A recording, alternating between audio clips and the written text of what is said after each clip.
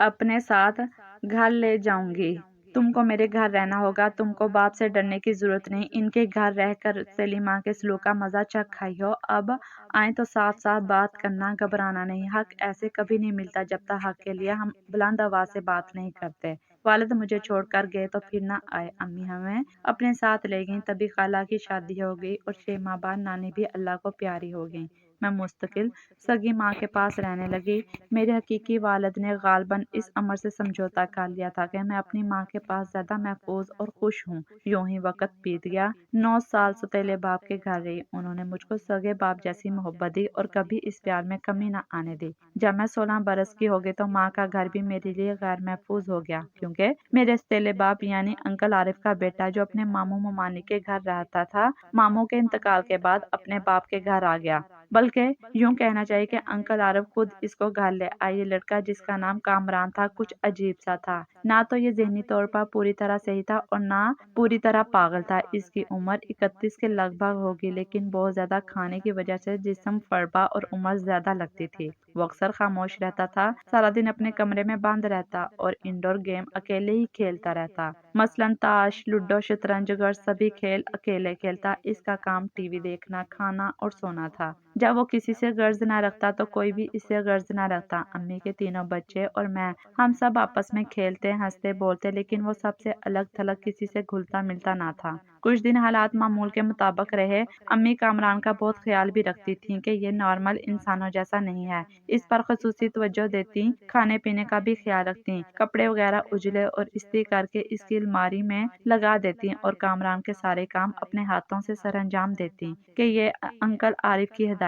تھی۔ کوئی نہیں کہہ سکتا تھا کہ امی اس لڑکے کی سوتیلی ماں ہیں۔ کچھ دنوں سے میں کامران میں تبدیلی محسوس کر رہی تھی۔ وہ مجھ سے قریب ہونے کی کوشش کرتا، مجھے آواز دے کر بلاتا اور ساتھ کھیلنے پر اصرار کرتا۔ میں اس کا کہنا مان لیتی کہ بیچارہ اکیلا پن محسوس کرتا ہے اور اس کا کوئی دوست نہیں، تو شاید تنہائی نے اس کو ایسا کر دیا ہے۔ خدا جانے ماموں اور ممانی نے اس کے ساتھ کیسا سلوک کیا تھا کہ وہ ایسا ہو گیا، ورنہ دیکھنے میں تو بھلا لگتا ہے، کسی کو گالی دیتا اور نہ ضرر پہنچاتا ہے، جتنا کھانے کو دو کھا لیتا ہے۔ اس کے سوا اس میں کوئی دوسری بری عادت بھی نہ تھی۔ کچھ دنوں سے وہ مجھ سے انسیت محسوس کرنے لگا تھا۔ میں نظر نہ آتی تو اس کی نگاہیں مجھے ڈھونڈنے لگتی، تھوڑی تھوڑی دیر بعد میرا نام لے کر پکارنے لگتا۔ ہر کوئی اس کے اس رویے کو نظر انداز کر دیتا کہ سبھی کے خیال میں وہ ایک نارمل انسان جیسا نہیں تھا۔ رفتہ رفتہ اس کی میری جانب وابستگی بڑھنے لگی، تبھی میری وحشت بڑھنے لگی۔ اب اس کی نظروں میں وہ سادہ بے لوث احساس نہ رہا، بلکہ کسی دوسری سوچ میں غرق رہنے لگا۔ اب مجھ کو اس کی طرف دیکھتے ہوئے خوف محسوس ہوتا، کبھی کبھی تو اس کے چہرے کے بدلتے ہوئے تاثرات سے جھرجھری آ جاتی۔ وہ گھر جو پہلے میرے لیے چمن جیسا تھا، اب مجھے ایک اندھیرا اور سنسان جنگل لگنے لگا تھا۔ ہر لمحہ ڈری ڈری رہنے لگی، جانے کب کیا ہو جائے، کیا خبر، مجھ پر چھت گر پڑے کہ زمین زلزلے سے اچانک پھٹ جائے۔ ہر سانس خوف کی ایک لہر بن کر میرے سراپے میں اترتی تھی اور یقین کی دیواروں میں دراڑیں ڈالتی جاتی تھی۔ اس روز ماں گھر پر نہ تھی، کسی کام سے پڑوس میں گئی ہوئی تھی۔ میں گھر میں اکیلی تھی کہ کامران جو اپنے کمرے میں سو رہا تھا اچانک دروازہ کھول کر باہر نکل آیا۔ مجھے تنہا دیکھ کر اس کی آنکھوں میں ایک وحشیانہ چمک جاگی، جیسے معصوم اور بے بس ہرن کو دیکھا چیتے کی آنکھوں میں شکار کرنے کی خواہش ایک جھپٹ بن کر لپکنے لگتی ہے۔ میں نے کامران کی جانب دیکھا تو میرے منہ سے بے اختیار چیخ نکل گئی۔ جہاں کھڑی تھی وہیں میرا وجود ٹھٹر کر رہ گیا، خوف سے کانپنے لگی۔ سوچ رہی تھی کہ آج میں نہ بچ سکوں گی، شاید یہ مجھ کو قتل کرنے کے ارادے سے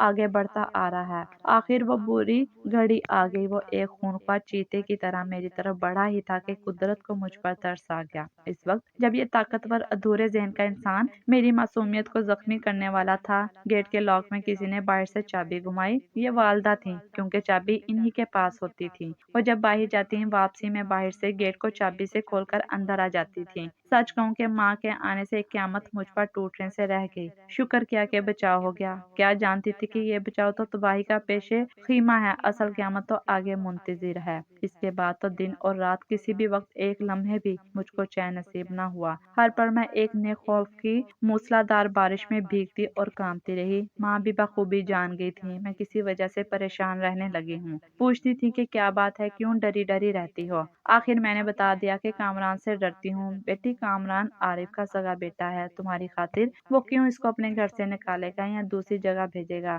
یوں بھی وہ ذہنی پسماندہ ہے، تو ایسے بچوں کی جگہ صرف ان کے اپنے باپ کے گھر میں ہی ہوتی ہے۔ دوسرے کب ان کو رکھتے ہیں۔ میں عارف سے نہیں کہہ سکتی کہ تم کامران کو گھر سے نکالو، کیونکہ میری بیٹی اس سے ڈرتی ہے۔ یہ بات کسی طرح بھی مناسب نہیں ہے۔ میں کوشش کر رہی ہوں جلد از جلد کوئی اچھا رشتہ ملے تو تم کو تمہارے گھر کا کر دوں۔ اب ماں کو کیا خبر کہ میں کامران سے کیوں ڈرتی ہوں، کیونکہ میں نے اس کے اندر کے حیوان کو وحشی ہوتے دیکھ لیا تھا، مگر ماں سے یہ بات کہنے کی جرت بھی نہ ہو رہی تھی۔ مبادا وہ مجھے میرے حقیقی باپ کے حوالے کر دیں، جہاں سیلی ماں کے روح میں ڈسنے کو ایک ناگن موجود تھی۔ ماں کو اندازہ ہونے لگا تھا کہ اس گھر میں اعتماد کی چھت کسی وقت گر سکتی ہے، سو وہ روز عارف انکل کا سر کھانے لگیں کہ کوئی اچھا رشتہ دیکھیے۔ جلد از جلد میں لڑکی کو بیاہ دینا چاہتی ہوں۔ جوان بیٹی کا گھر بٹھائے رکھنا ٹھیک نہیں ہے۔ یوں تو عارف انکل بہت اچھے انسان تھے، لیکن ان کو میرے بیاہ کی کوئی فکر نہ تھی، یا یوں کہنا چاہیے کہ جلدی نہ تھی۔ امی زیادہ کہتی تو چڑنے لگتے، اور کامران سے تو اتنی محبت کرتے تھے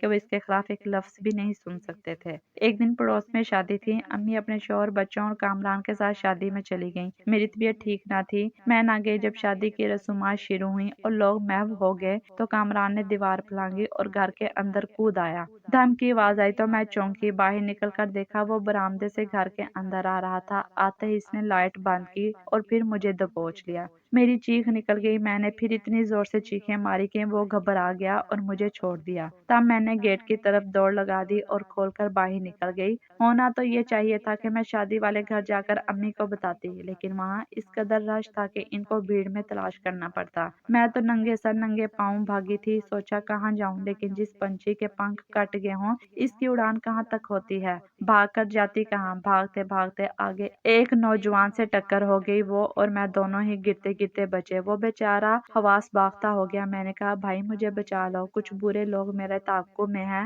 مجھ کو میری خالہ کے گھر پہنچا دو۔ تمہاری خالہ کا گھر کہاں ہے؟ اس نے سوال کیا۔ میں نے پتہ بتا دیا۔ خالہ کا گھر نزدیک نہ تھا تو زیادہ دور بھی نہ تھا۔ کہنے لگا اچھا میری گاڑی سامنے موجود ہے، تم اس میں بیٹھو، میں تم کو جہاں کہتی ہو پہنچا دیتا ہوں۔ دراصل وہ خالو کا رشتہ دار تھا۔ میرے پتہ بتانے سے اس نے سمجھ لیا کہ یہ صحیح کہہ رہی ہے۔ وہ مجھے خالہ کے گھر لے آیا۔ جب خالہ نے مجھے وحشت زدہ اور اس حال میں دیکھا تو دنگ رہ گئیں۔ بولیں صاحبہ کیا ہوا ہے تجھے، اور یہ تو اس وقت رات کو سر پر دوپٹہ اور نہ پیروں میں چپل، ایسا کیا ہو گیا جو تو اس طرح گھر سے بھاگ گئی ہے؟ میں نے کہا بتاتی ہوں خالہ، دم تو لینے دو اور ان کا شکریہ کہو جو مجھے یہاں تک لائے ہیں۔ اب خالہ نے اس نوجوان پر توجہ دی اور بے اختیار ان کے منہ سے نکلا ارے یہ تو صدام ہے۔ صدام تم یہاں؟ ہاں خالہ جی، یہ مجھے سڑک پر ڈری سہمی بھاگتی ہوئی ملی، آپ کا پتہ بتایا، میں سمجھ گیا کہ معاملہ سنجیدہ ہے، آپ کے پاس لے آیا۔ شکریہ بیٹا، شاید تم جانتے ہوگے یہ میری آپا سریا کی بیٹی ہے۔ ہاں خالہ جی جانتا تھا۔ اچھا بیٹھو کچھ کھا پی لو، تب تک اس کے بھی حواس درست ہو جائیں گے تو پتہ چل جائے گا کیا بات ہوئی ہے۔ وہ خالہ کے شوہر یعنی میرے اکلوتے خالو کا بھانجا تھا۔ خدا نے مجھ کو اور میری عزت آبرو کو بچانا تھا کہ یہ فرشتہ میرے رستے میں آیا۔ ان کا گھر بھی وہاں ہی تھا جہاں میں بھاگتے بھاگتے ان سے ٹکرا گئی تھی۔ شکر کیجیے کہ اس کہانی کا انجام المیہ نہیں بلکہ خوشگوار ہوا۔ یوں کہ جب میں نے ساری بات خالہ کو صدام کی موجودگی میں بتائی تو ان کے دل میں نیکی کی شمع کی لو تیز ہو گئی، اور یوں خالو جان نے خالہ کے خیال کی حمایت کرتے ہوئے صدام کے والدین کو راضی کر کے میری استشار شادی کرا دی۔ جو تحفظ مجھے باپ کے گھر ملا اور نہ ماں کے گھر، وہ مجھے خالہ اور خالو کے ذریعے صدام کے گھر میں مل گیا۔ سچ ہے کہ شوہر اچھا ہو تو اس کے گھر سے بڑھ کر پرامن کوئی جگہ نہیں، اور شوہر سے بڑھ کر کوئی بہترین محافظ نہیں۔